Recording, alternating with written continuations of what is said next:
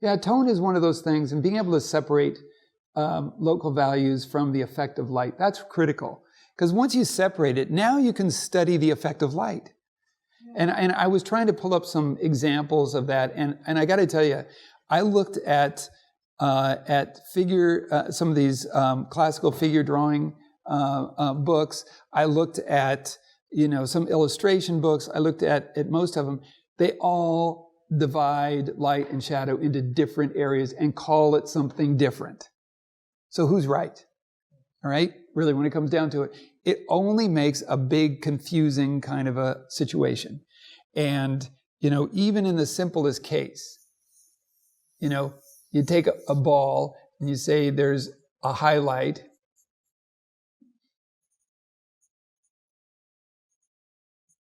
Okay? And then you have an area in light, right? And then you have an area in halftone. This is the way I learned it, so I'll just repeat that. But there's light, there's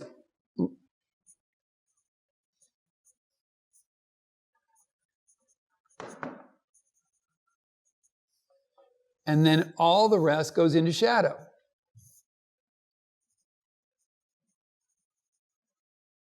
Because it's either in light or it's in shadow, one or the other, okay? Halftone is the beginning of that merging, okay? It's a zone, and so it goes into shadow. Then we have a reflected light.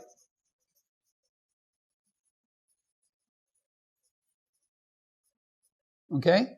And that bounces up into this zone. So really we have the highlight, and then we have what's in light. Okay? And then we have a halftone that's more about your local value plus the light source.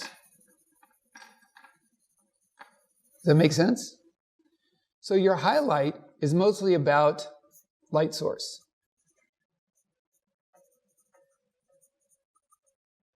Okay? That means that your highlight is going to be more the color of the light source than anything else. That's why your highlight will stand off the object. It's not the object color with white. It's the color of the light source. Okay? So it's mostly the light source, the highlight. The area in light is the color of the object over light. So it's the combination of the object color and the color of light, but it's a little bit more the object, the light, and then let me do this correctly. I want to make sure it's clear.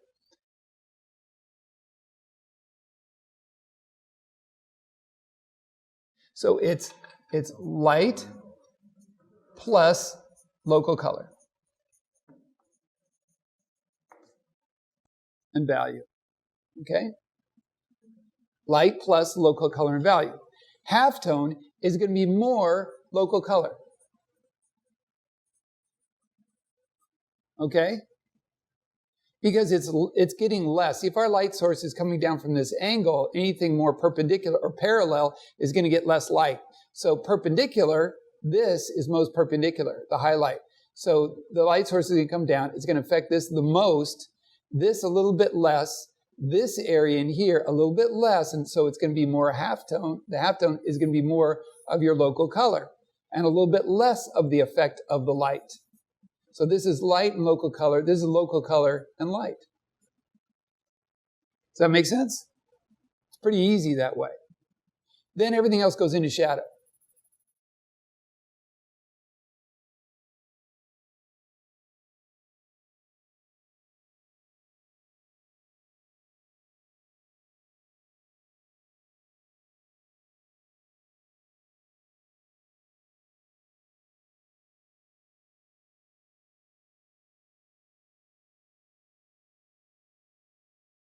So I'm going to go ahead and put the shadow and halftone in here, shadow and reflected light in here.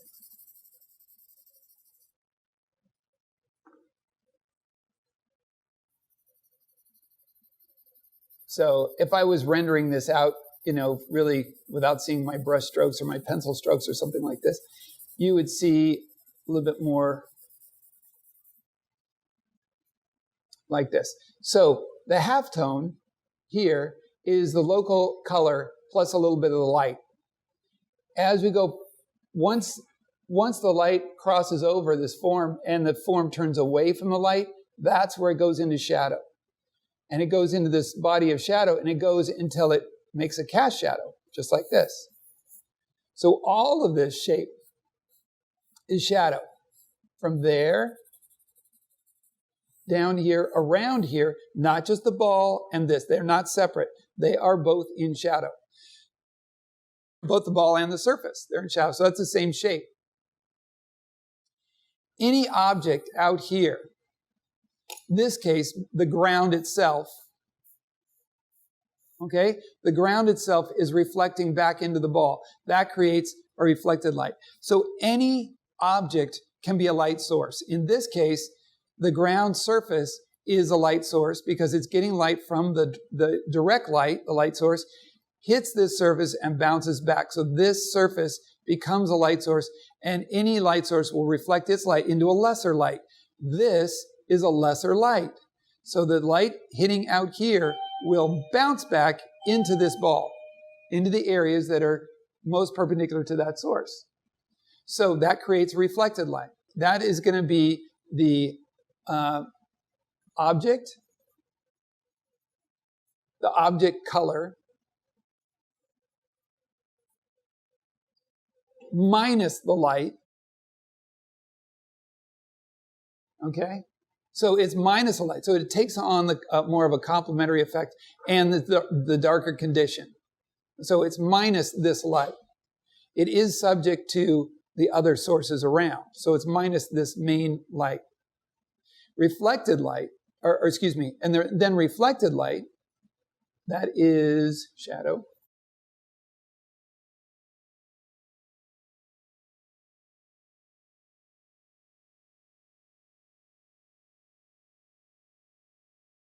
So this is the object color. That's the shadow. Now reflected light will be it will be this plus the object.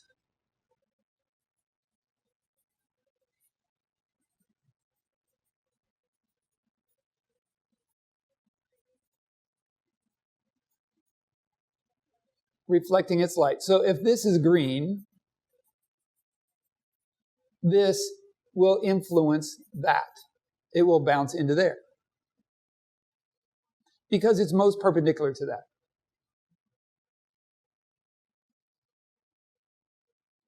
And these can be simple value groups. When we're grouping values, this is how you can look at it. You can look at this shadow shape here and this whole shadow as one range. Okay? So this whole area can be one range. This can be a range. And this can be a range. Or you could have this and this a range, and then this is a separate range. Is this a literal translation? Is this actually the object color minus the light color?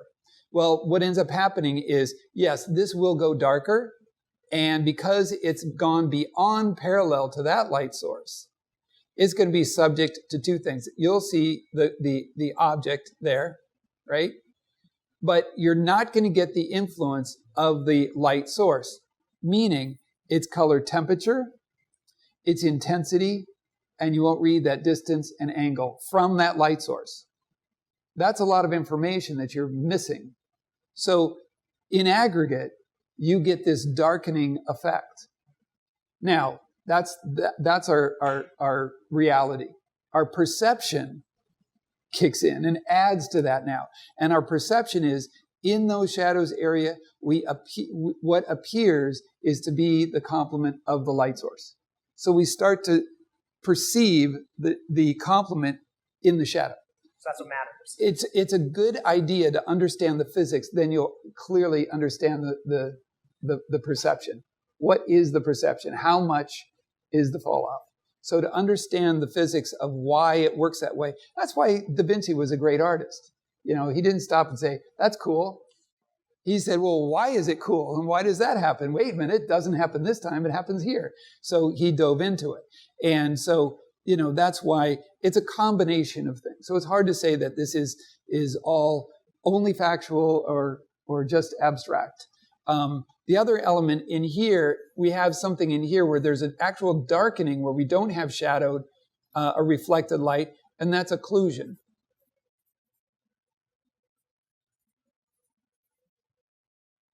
Now, occlusion is going to occur when there's really the absence of reflected light.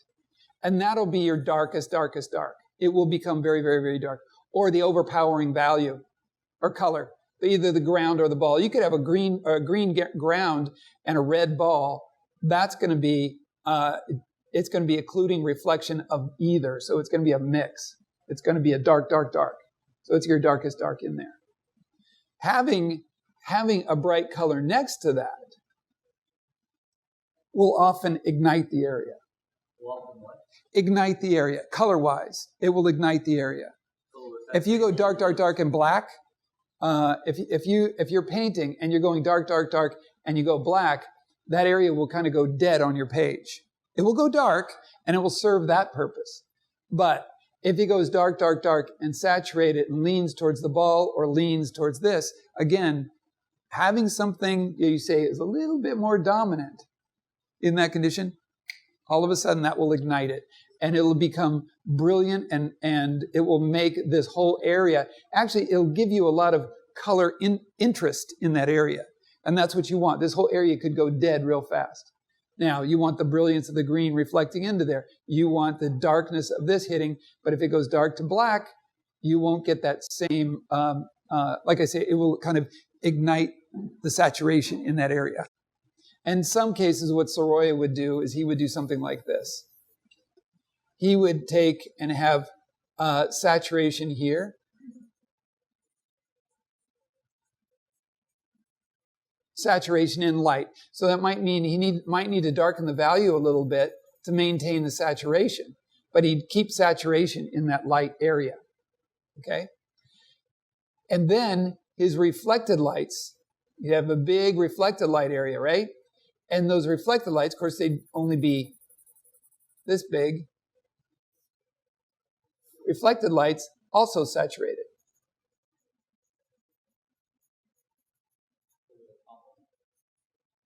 Not necessarily. It could be whatever the color the reflection is, whatever's bouncing in there. And it's all about your distance and angle and intensity of light. So whatever that is, if this is sand and it's shooting a warm light up in there and you got warm skin, that's going orange. That's going brilliant color.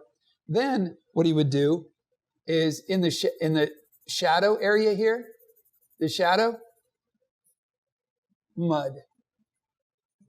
Mud created by this and this, possibly, or this, and the sky. Mud. Okay? Or we'll say more neutralized. The effect is there's luminance everywhere. So that's what makes those things stand out and be really bright. And again, it's balancing, it's prioritizing and saying, okay, this is more important than that or whatever. So he's just saying, my reflected lights, paint it in a way that your reflected lights can actually have an effect on the overall and be saturated in that situation. We digressed. No, we went into another way. We went into another thing. We'll talk about more on color when we deal with color.